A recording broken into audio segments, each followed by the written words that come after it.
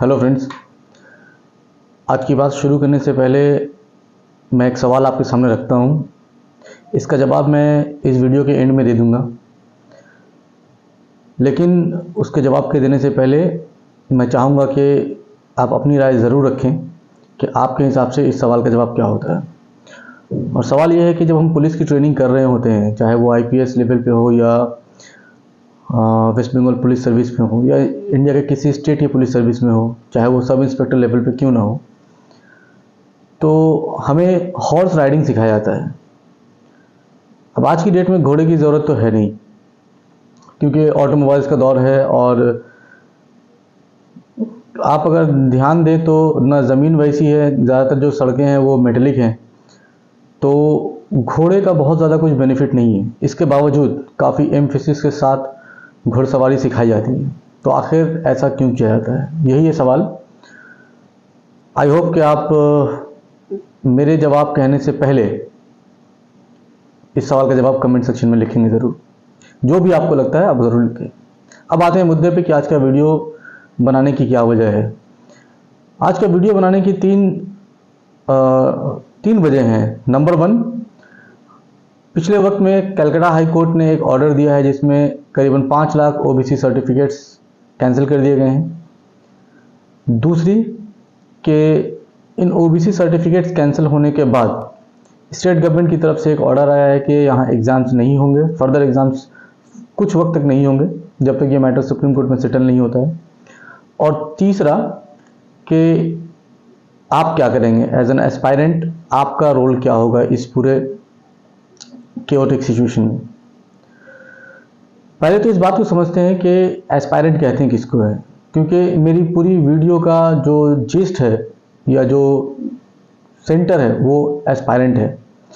Aspirant आमतौर पर लोग उसको कहते हैं कि जो मैं गवर्नमेंट जॉब के पॉइंट ऑफ व्यू से बोल रहा हूँ कि जो गवर्नमेंट जॉब चाहने की ख्वाहिश रखता है उसको हम एस्पायरेंट कहते हैं। मेरा ये मानना है कि एस्पायरेंट ये नहीं है। एस्पायरेंट बहुत बड़ा एक इमोशन है। एस्पायरेंट ये जस्ट एक वर्ड नहीं है, एक नाउन नहीं है, ये कुछ उससे बड़ा है जिसको एक्सप्लेन करना शायद मेरे लिए मुमकिन नहीं है, किसी के लिए भी मुमकिन नहीं होगा। तो ये वो एक इमोशन की हद तक पहुंच जाने वाली चीज़ है। इमोशन कैसे होता है? देखिए, जब हम इंसान होने के नाते सपने देखते हैं, सपने देखने के लिए हमें कोई क्वालिफिकेशन की ज़रूरत नहीं होती है, किसी एलिजिबिलिटी क्राइटेरिया की ज़रूरत नहीं होती है। बस हम जैसे जैसे उम्र के साथ बढ़ते हैं वैसे वैसे कुछ न कुछ नए नए सपने बुनते रहते हैं। ऐसा ही एक सपना होता है गवर्नमेंट जॉब का पाना। उसकी बहुत सारी वजहें हो सकती हैं। किसी के लिए ये सिर्फ ज़रूरत होगी, किसी के लिए उसका शौक़ होगा, किसी के लिए उसका जुनून हो जाता है। लेकिन ये वजह जो भी रहे, जब आप एस्पायरेंट बनते हैं तब एक चीज़ आपके अंदर आ जाती है, वो है जिद। उस जॉब को पाने की जिद वो एक सपने की तरह हो जाता है। शुरू के फेज़ में शायद ना भी हो, लेकिन जैसे जैसे फेज़ आगे बढ़ता है आपका ये जो सपना है वो काफ़ी स्ट्रांग हो जाता है कि इसको अब जीना ही है मुझे। और यहाँ पे शुरू होता है एस्पायरेंट का सफ़र। एस्पायरेंट दिन रात जाग कर, सुबह शाम की फिक्र छोड़कर, अपने पराये के गम को भूलकर, खुशियाँ भूलकर, शादी ब्याह, जश्न, पूजा और कोई भी त्यौहार, इन सब से ऊपर जाकर सिर्फ एक चीज़ के लिए मर रहा होता है, जी रहा होता है, लड़ रहा होता है, वो है वो एक सपना। और उससे कम में वो सेटिस्फाइड नहीं होने वाला है। लेकिन क्या सारे के सारे लोग कामयाब हो पाते हैं? नहीं होते। कुछ कामयाब होते हैं और कुछ नाकाम हो जाते हैं। तो जो कामयाब होते हैं उनके लिए तो कोई बात ही नहीं करनी है, ये वीडियो उनके लिए है भी नहीं। लेकिन जो नाकाम होते हैं उनका क्या? वो गवर्नमेंट जॉब भले नहीं पा पाते हैं, लेकिन वो अपनी ज़िंदगी में हर लड़ाई के लिए तैयार हो जाते हैं, क्योंकि ये एस्पायरेंट जिस दौर को जी कर आते हैं वहाँ पर वो दुनिया से लड़ना सीख लेते हैं, हर अप्स एंड डाउन से लड़ना सीख लेते हैं।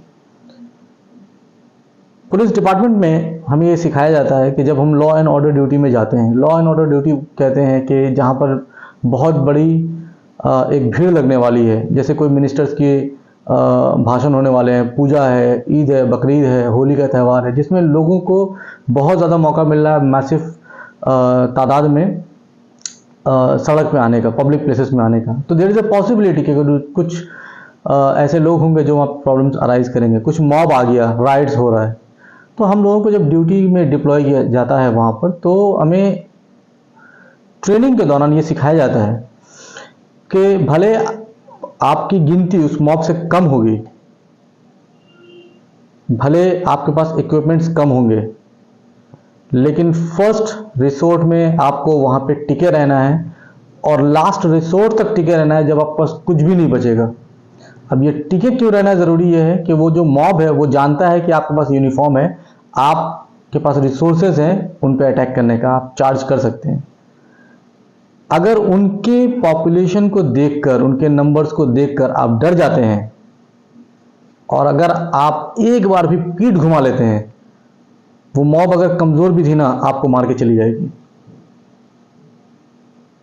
तो पीठ दिखाना ये पहला चैलेंज है कि आप इस पीठ दिखाने को रोकें। एज अ पुलिस ऑफिसर हमें ये सिखाया जाता है और ये ज़रूरी भी है। जब आप किसी भी पुलिस वाले से मिलेंगे, वो डेयरिंग क्यों हो जाते हैं, उसकी बहुत सारी वजह हैं, लेकिन डेयरिंग होना पड़ता है। तो एक एस्पायरेंट अगर आप खुद को समझते हैं तो आपके अंदर भी ये डेयरिंग चाहिए।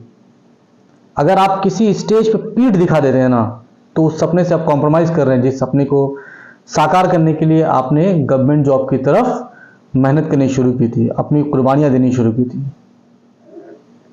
अब आते हैं मुद्दे पे कि कलकत्ता हाईकोर्ट के इस फैसले की बात मैं क्यों कर रहा हूं। देखिए, मुझे बहुत सारे लोगों ने मेरे सोशल मीडिया हैंडल पे मैसेज किया है और क्वेश्चंस पूछे हैं इस सिलसिले में। मैं पहले तो उनसे माफ़ी चाहूँगा कि मैं काफ़ी देर से उनके सवालों का जवाब दे रहा हूँ। वक्त की कमी है यहाँ पर थोड़ी, इसकी वजह से मैं जवाब नहीं दे पाया, लेकिन मैं मजबूर हो गया जवाब देने पे इस वजह से कि मैक्सिमम लोगों ने जिस सवाल को पूछा उसमें उनके लिए एक डर था। सवाल पूछना जरूर नहीं है, लेकिन डरना ये मेरे को अच्छा नहीं लगा कि एक एस्पायरेंट कैसे डर सकता है और क्यों डरेगा। आपके सामने जो आदमी ये बैठा हुआ वीडियो में जो बात कर रहा है, मोहम्मद हारून, आज मैं जिस फख्र से आपसे बात कर पा रहा हूँ उसकी सबसे बड़ी वजह यही है कि मैंने पीठ नहीं दिखाया था, डर नहीं था। एस्पायरेंट मैं खुद को भी मानता था, आप लोग की तरह मैं ईमानदार भले ना था और मेहनती ना था, लेकिन एक चीज़ से मैंने ईमानदारी करी थी कि मुझे ये करना है तो करना है। 9 साल मैंने अपनी ज़िंदगी का दिया, उस स्टेज में दिया जब लोग जनरली एग्ज़ाम्स में बैठना बंद करने का ख्वाब देखना शुरू करते हैं, ख्याल करना रखते हैं। मैंने पहला गवर्नमेंट जॉब 26 साल की एज में दिया था। WBCS मैंने 29 साल की उम्र में देना स्टार्ट किया। 7th अटेम्प्ट में मैं ये जॉब पाया हूँ। मुझे पुलिस वाला ही बनना था और मैं अल्हम्दुलिल्लाह पुलिस वाला बना हूँ। तो इम्पॉर्टेंट क्या है यहाँ पर? इम्पॉर्टेंट ये है कि आप उस सपने के लिए जीना जो चाह रहे थे उसमें कॉम्प्रोमाइज़ ना करें। कामयाब होंगे इसकी कोई गारंटी नहीं है, लेकिन कम से कम इतनी ईमानदारी तो बनती है। तो जब ये कलकत्ता हाईकोर्ट ने फैसला दिया तो बहुत सारे लोग डरने लगे कि मेरा वो सपना क्या होगा, मैं गवर्नमेंट जॉब कैसे पाऊंगा। देखिए, गवर्नमेंट जॉब पाना और ओबीसी का सर्टिफिकेट के कैंसिल होने में बहुत ज़्यादा कुछ रिलेशन नहीं है, छोटा सा एक कनेक्शन है बस। और कनेक्शन क्या है? ओबीसी सर्टिफिकेट की वजह से आपको जब आपका एज खत्म होने लगेगा तब 3 साल का रिलैक्सेशन मिल जाएगा एज में, और जॉब एग्जाम्स के दौरान थोड़ा सा कट ऑफ में रिलैक्सेशन मिलेगा। वो कट ऑफ भी रिलैक्सेशन अगर आप पिछले 5-6 साल का कट ऑफ उठा कर देखें तो बहुत ज़्यादा कोई डिफरेंस नहीं रहता है। इवन बंगाल के एग्ज़ाम में तो और ज़्यादा ये मार्क्स का डिफरेंस कम होने लगा है। मैं खुद जो एग्ज़ाम दिया था उसमें ओबीसी ए का कट ऑफ जनरल के कट ऑफ से 30 नंबर ज़्यादा था। तो ये एक मैं ये नहीं बोलूँगा कि ऐसा हमेशा होता रहेगा, लेकिन अभी वो जो एक कहानी थी कि ओबीसी का कट ऑफ और जनरल के कट ऑफ में डिफरेंस रहता है, ओबीसी को एडवांटेज मिलता है, बहुत ज़्यादा नहीं है, एटलीस्ट करंट सिनेरियो में तो नहीं है। तो अब ओबीसी सर्टिफिकेट जिनका कैंसिल हुआ है उनके लिए ऐसा नहीं कि एग्ज़ाम देने के रास्ते बंद हो गए, उनके लिए इतनी ज़रूरी है कि शायद थोड़ी सी मुश्किल बढ़ गई है। मुसीबत नहीं कहूँगा, मुश्किल कहूँगा, थोड़ी सी मुश्किल बढ़ गई। तो क्या हो गया? अगर 2010 से पहले आपके पास ये सर्टिफिकेट नहीं था तो आप जनरल कैटेगरी के कैंडिडेट थे। आज भी आप जनरल कैटेगरी के कैंडिडेट के हिसाब से एग्जाम दीजिए, 10 मार्क्स 20 मार्क्स ज़्यादा लाना पड़ेगा, इससे ज़्यादा कुछ चेंजेस नहीं आएंगे। तो वो लोग जो डर रहे थे और सवाल पूछ रहे थे कि मेरा क्या होगा, कैसे करूँगा, कैसे पास होगा, देखिए आपको पढ़ना पड़ेगा, बस जैसे पढ़ रहे थे वही पढ़ना है। पढ़ाई में ज़्यादा मेहनत बढ़ानी भी नहीं है आपको, हाँ डटे रहना है। एक तो ये रहा। दूसरी बात कि 2010 से 2024 तक, वो फैसला आने तक, जितने भी सर्टिफिकेट्स ओबीसी के वेस्ट बंगाल में इशू किए गए थे सारे के सारे कैंसिल हो गए। ऐसा नहीं है, ये गलतफहमी है। इस पीरियड में जो न्यू कास्ट ओबीसी क्लास में, अदर बैकवर्ड क्लास में इंक्लूड किए गए थे, उनके सर्टिफिकेट्स कैंसिल हुए। फॉर एग्जांपल, मुस्लिम में एक कास्ट है अंसारी, बैकवर्ड क्लास में आता है। अब मान लीजिए किसी का सर्टिफिकेट 2020 में अंसारी का इशू हुआ है, तो क्या अब वो सर्टिफिकेट कैंसिल हो गया है? नहीं, वो कैंसिल नहीं हुआ है। क्यों? क्योंकि अंसारी कैटेगरी जो है वो 2010 से पहले, इस पीरियड, जिस पीरियड को कंसिडरेशन में लिया गया है हाई कोर्ट के जरिए, उससे पहले इंक्लूड किया गया है। तो 2010 के बाद जो 77 न्यू क्लासेस, न्यू कास्ट्स को इंक्लूड किया गया था, उसको कैंसिल किया गया है। कैंसिल क्यों किया गया है? क्योंकि पिटिशनर का यह कहना था कि द ऑनरेबल चीफ मिनिस्टर ने माइक पे भाषण दिया कि इनको इंक्लूड किया जाए, और जो कंसर्न डिपार्टमेंट है उन्होंने बिना किसी सर्वे के इन कास्ट को इंक्लूड कर दिया बैकवर्ड क्लास में, जबकि उनका सोशल कंडीशन देखा नहीं गया है। जो क्राइटेरिया है, जो प्रोसीजर है, उसको प्रॉपर्ली फॉलो नहीं किया गया, और हाई कोर्ट ने यही बात मानी है। प्लस हाई कोर्ट ने कंसर्न डिपार्टमेंट को बैकवर्ड क्लास कमीशन के साथ मिलकर एक रिपोर्ट प्लेस करने को कहा है लेजिस्लेचर के सामने। तो हो सकता है फ्यूचर में शायद जो ऑनरेबल सीएम है वो उस रिपोर्ट के बेसिस पे, उस सर्वे के बेसिस पे वापस आपके इस कास्ट को इंक्लूजन में ले आए। जो भी होगा वो फ्यूचर की बात है। मैटर अभी सुप्रीम कोर्ट में जाने वाला है एज पर गवर्नमेंट। और यहीं से शुरू होता है आपका दूसरा सवाल कि गवर्नमेंट की तरफ से एक अखबार में बात आई थी कि फर्दर नोटिफिकेशंस अब गवर्नमेंट जॉब के लिए होल्ड पे रखे गए हैं। इसका क्या होगा? देखिए, सुप्रीम कोर्ट में मैटर जा रहा है, चैलेंज किया जा रहा है इस फैसले को, इसलिए होल्ड पे है। लेकिन ये इतना सिंपल नहीं है जितना आप देख रहे हैं, या इतना क्लियर नहीं है। इसमें बात यह है कि जो नोटिफिकेशंस ऑलरेडी आ चुके हैं, या जो एग्जाम्स अंडर प्रोसेस हैं अभी, वो कंटिन्यू रहेंगे। उनके रोकने पे कोई नोटिफिकेशन नहीं आया है गवर्नमेंट की तरफ से। अंदर की बात बता रहा हूँ, कुछ पर्सनल इंफॉर्मेशन के बेसिस पे मैं आपको ये बता रहा हूँ, ठीक है, कि WBCS 2023 जो नोटिफिकेशन अगर आया था 24, मान लीजिए मैं बोल रहा हूँ 22 का मेंस, 23 का मेंस, जो भी है, मिसलेनियस है, क्लर्कशिप है, फूड ऐसा ही है, ये सारे ऑलरेडी प्रोसेस में थे, ये कैंसिल नहीं हुए, फर्दर नोटिफिकेशन नहीं आएंगे। तो जब आप ये सोच रहे हैं कि मेरा क्या होगा, पहली बात, आपका वो सर्टिफिकेट अगर कैंसिल हुआ है तो आपका कैंडिडेचर कैंसिल नहीं हुआ है, आप जनरल कैटेगरी में आते हैं, एक नंबर।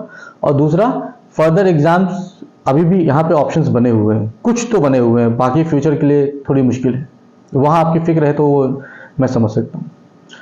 ओवरकम कैसे करें इसको? मैंने पहले भी एडवाइस करा है आप लोगों को कि हमेशा प्लान बी की तरफ सोच कर चलिए। आपके पास एक प्लान बी होना चाहिए। अगर आप सिर्फ स्टेट लेवल एग्जामिनेशन पर डिपेंडेंट थे तो ये आपकी गलती थी। अभी भी बहुत देर नहीं हुई है। अगर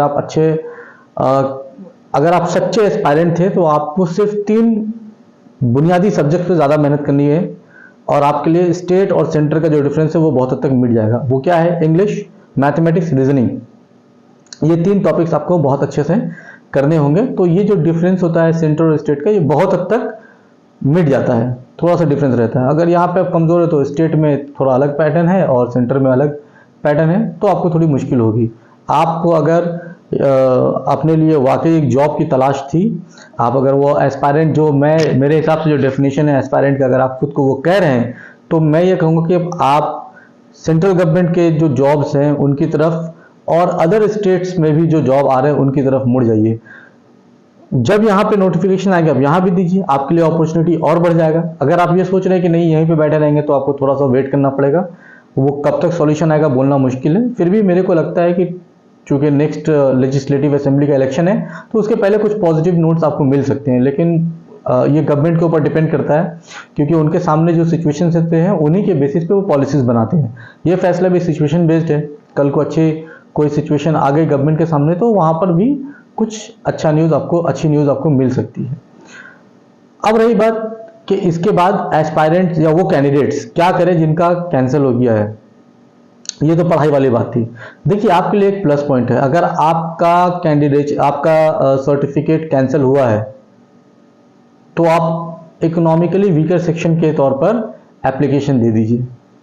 कम से कम अभी आने वाले कुछ सालों तक बैकवर्ड क्लास से ज़्यादा अच्छी कंडीशन या ज़्यादा अच्छा एडवांटेज जो है वो आपको ईडब्ल्यूएस में मिलेगा। तो इसको एक गोल्डन अपॉर्चुनिटी समझिए आप कि अगर आपका वो सर्टिफिकेट्स बैकवर्ड क्लास का कैंसिल हुआ है, ईडब्ल्यूएस में अप्लाई कर दीजिए जल्दी से। ये प्रॉपर तरीके से है, यहाँ पे प्रॉब्लम नहीं होगी, सर्टिफिकेट भी मिल जाएगा। अभी ईडब्ल्यूएस का कट ऑफ भी अच्छा जा रहा है, बहुत कम जा रहा है। तो ये एक मेरे हिसाब से मेरा पर्सनल ओपिनियन है, आप वहां पे एक ट्राई कर सकते हैं। आखिरी बात, ये जो ओबीसी सर्टिफिकेट कैंसिल हुआ है इस पे जॉब का क्या इफेक्ट पड़ेगा। देखिए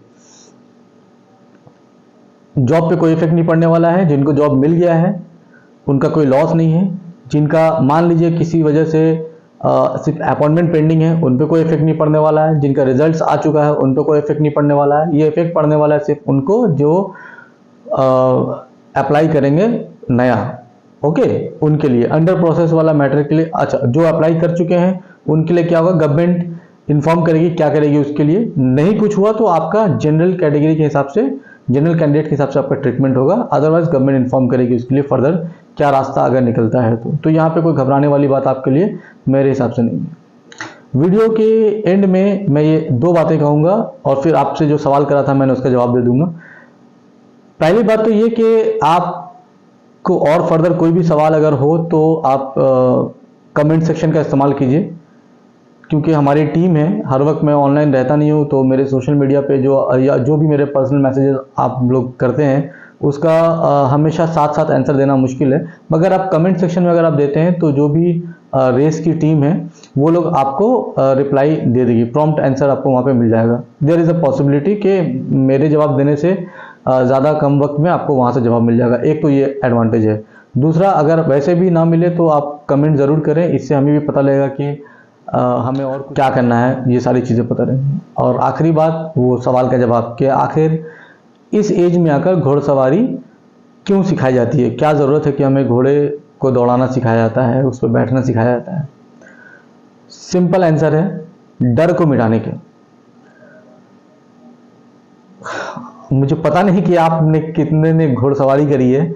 जो विक्टोरिया या इस तरह के पार्क्स वगैरह में जो घोड़े मिलते हैं एक्चुअली वो घोड़ा नहीं है। जब आप पुलिस का घोड़ा देखेंगे तो आपको समझ में आएगा कि घोड़ा कहते हैं किसको। एक एक घोड़े की हाइट 6.5 फीट 7 फीट होती है और उसको छूने में डर लगता है। ठीक है, आप कभी मौका मिले तो आप आइए यहाँ पर, ज़रूर यहाँ पे पुलिस एकेडमी विजिट कीजिए, घोड़ा देखिएगा। डरता है लोग, ठीक है, अभी भी डरता है। मेरे अपने बैच के लोग डरते हैं। आज ही हम लोगों का टेस्ट था तो उसमें कई सारे लोग थे कि भाई किसी तरह हो जाए, ख़त्म हो जाए बस। ये डर है, इस डर को निकालना है, वरना आज की डेट में घोड़े की ज़रूरत नहीं है किसी पुलिस वाले को, पहले हुआ करती थी।